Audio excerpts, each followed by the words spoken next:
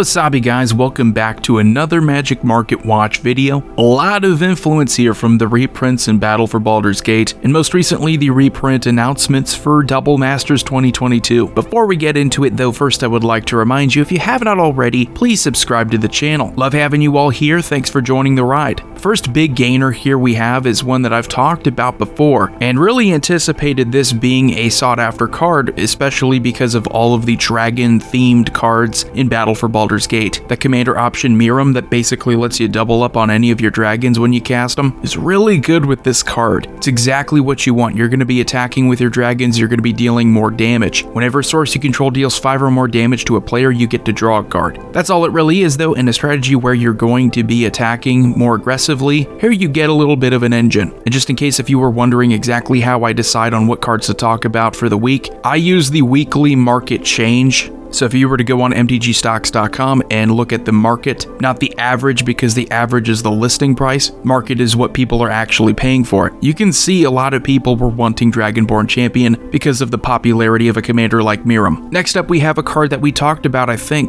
for at least a couple weeks now. Umbra Sphere Manifest is still climbing. I'm a bit surprised because I know that there is a horror strategy and a mill strategy, and this is perfect for that. It's still a fairly new card though. It's not something that I think is an absolute staple for any kind of long-term strategy. This nightmare horror tribal thing is very niche, so I didn't expect it to continue climbing for like the third straight week. But here we are getting well above $20. So this could be another Kalia here. Kalia was also incredibly niche, but for some reason a lot of people were drawn to that type of playstyle. That's what I would like to closely compare it to, that creature. Strategy super linear, it's not that complicated, just tribal tricks and that's really it. And then we have another card here. This is actually surprising because it just got a reprint in Battle for Baldur's Gate, but 3 visits. Really good ramp card. I mean, people are starting to play more of these 2-mana ramp sorceries compared to things like Kodama's Reach and Cultivate. It's less mana and you're still gonna ramp, and it doesn't have the unfortunate condition where it would come into play tapped. I think that's what a lot of people don't realize, is that you can straight up get a dual land that's a forest,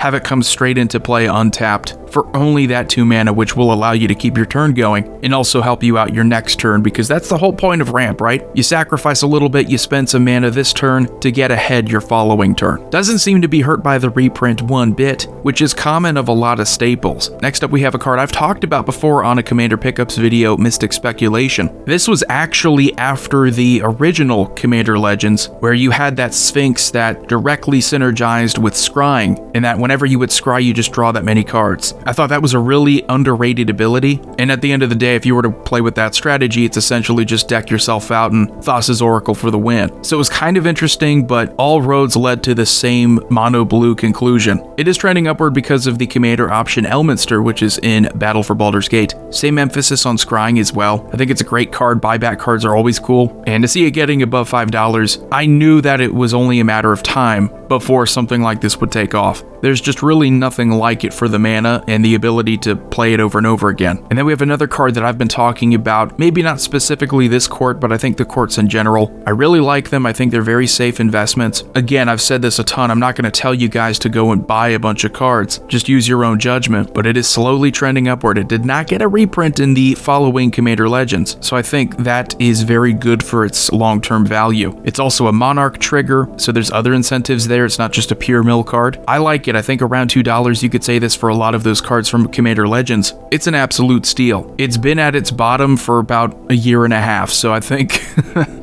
now could be the time where it makes a run up to around $5. We have a very unusual card here from M20, Rotting Regisar. I've looked at this card and I thought to myself, how can we break this? How can we make this interesting? And I'm certain people are doing it in Pioneer, and that's the reason why it's going up. But fundamentally, if you have a deck, even in Commander, that doesn't really care about having to discard at the beginning of your upkeep, 3 mana for a 7/6 is pretty cool. There are zombie strategies that would synergize with this pretty well, but that's why I said Pioneer, because in Commander it just seems like something that you're not really getting a ton for your mana. It's still pretty cool, but a 7/6 that doesn't have any good keywords, it's not exactly going to blow anyone away. So looking at that chart, it's pretty much at its all-time high, which means it could take off and more people will start talking about it. Now we move on to our losers for the week, and to no one's surprise, a lot of this is because of Double Masters 2022. Phyrexian Altar, specifically the one from Ultimate Masters, let me talk about this real quick. I know we mentioned Phyrexian Altar when it comes to combo pieces, but I think fundamentally, for any deck that requires a sack outlet, it's one of the best ones you could ever include. It doesn't have to combo in your deck, and it's still valuable. It being around $100, however, makes it very difficult to justify for a lot of people who maybe don't even want to spend $100 on a deck, period. So it coming down significantly, I don't think it's going to last, because keep in mind, as you see here, it got a reprint in Ultimate Masters. That affected its value, but not forever, because people still want Phyrexian Altar. It's one of the only cards that does what Phyrexian Altar does. Not even Ashnod's Altar. Ashnod's Altar is not even capable of comboing with these certain cards that Phyrexian Altar can, and it's because it provides you with colored mana. Great card, absolutely not surprised though. Next we have another impacted card from Double Masters 2022, Allosaurus Shepherd. This card's been expensive for pretty much since the time it came out, and as you can see there, at one point getting well above $100. Do I think it deserves to be an expensive card?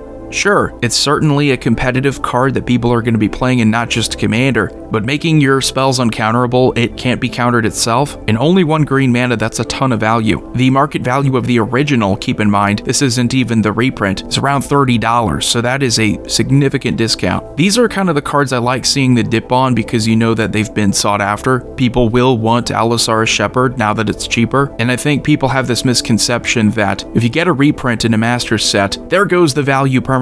It's never going to recover from that. It depends on why the card is expensive though. If it's an expensive card because people just can't find it, it's very obscure and old, that could be a reason why the value just tanks. But if it's a card like this that people were desperately looking for, I could see this $30 market value go back up to $50 easily within the next week or two. Good cards will always have some kind of value and will always recover from a reprint, unless if the card gets repeated reprints. That's really the only thing that just kills the value of a card. And then we have War Room, which is tied to Commander Legends Battle for Baldur's Gate, of course. The original from the first one is not doing so well, and while I think it's a good card, it is very specific in where you're going to play it, mostly in monocolor decks, and in monocolor decks where you're not exactly spoiled with card draw. So mono white, I think it would even fit in well in mono black decks for the theme of losing life. Mono red decks, so it's not just a loot, you're actually drawing a card. There are benefits to this. You are spending more mana than I think on average you would want to spend in order to draw a single card.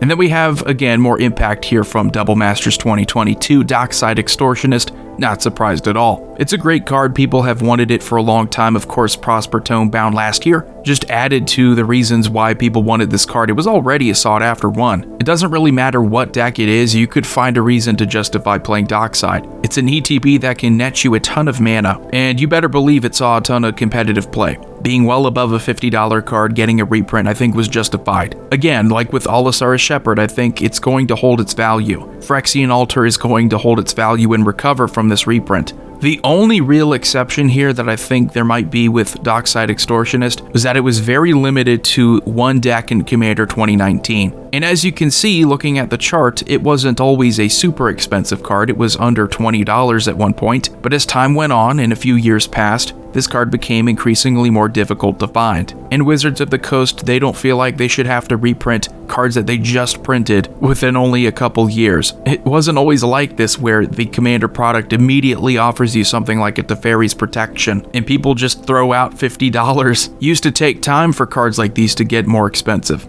So you're getting a dip here, you're getting a bit of a discount on the original if that's what you care about. Of course, all the reprints are going to be a little bit cheaper than the originals, so you're getting a good discount there as well. And then we have Imperial Seal, not really a loser, but I think it's worth talking about it, because you can already see the trend. It's a little bit downward. It's another one that I think is going to hold its value, especially if you have the original from Portal 3 Kingdoms. You don't have to worry one bit. There's a massive premium on the original print. It's not even funny. But the Judge promo for a long time was what you went to if you wanted the more affordable version. This is the one that's more likely to be impacted just because more people have probably spent money on this one. But you look at the reprint here, $350 market value. That is quite a bit of a difference here. We're talking about half of what people were spending just a month ago on it. As someone who personally anticipated this, I sold mine about a couple months ago as well. It's one of those cards that if it got a reprint and people started playing with it, they're going to realize that, yeah, it's great for only one black mana. You have a sorcery speed vampiric tutor. It's really worse than both Vampiric Tutor and Demonic Tutor, which are significantly cheaper than this, so I think that's going to have an impact on the value of the reprint here from Double Masters. This is the ultimate chase card in the entire set. Will it remain a $350 card? I don't know. I can't say that confidently. We have the original from Portal 3 Kingdoms, and I guess the Judge promo would hold some value because that's still going to be harder to find. But this reprint, I don't see it maintaining $350. You could make the argument that situationally having a Diabolic Tutor is better in a late game scenario where you have all the mana to work with but you don't have any other cards in your hand. You'd have to wait a turn with Imperial Seal, you don't have to wait a turn at all for 4 mana. So if you're investing in the set Double Masters 2022, just understand that I don't think this is going to be a mana crypt. I don't think you're looking at the chase card that is going to make every deck significantly better. It's great if you're looking for that consistency, if you're looking to tutor up your combo pieces. It's like the 4th or 5th best tutor for the mana, but it's not one that's going to take your deck to the next level like I think some people are anticipating. So while it's not technically a loser for the week, I could definitely see this being a big loser over the next month. Once people start opening these up, it's not looking like a great set, even though we've seen some pretty big ones like Dockside Extortionist, Teferi's Protection, Phyrexian Altar. There's a lot of bulk, and it could have a negative impact on how people value the set as a whole. And if people are valuing the set as a whole as not so valuable, that could have a negative impact on Imperial Seal as well. So anyway, that's going to do it for the Magic Market Watch for the 23rd of June. Let me know what you think in the comment section below. Commander Void here. I will see you all next time.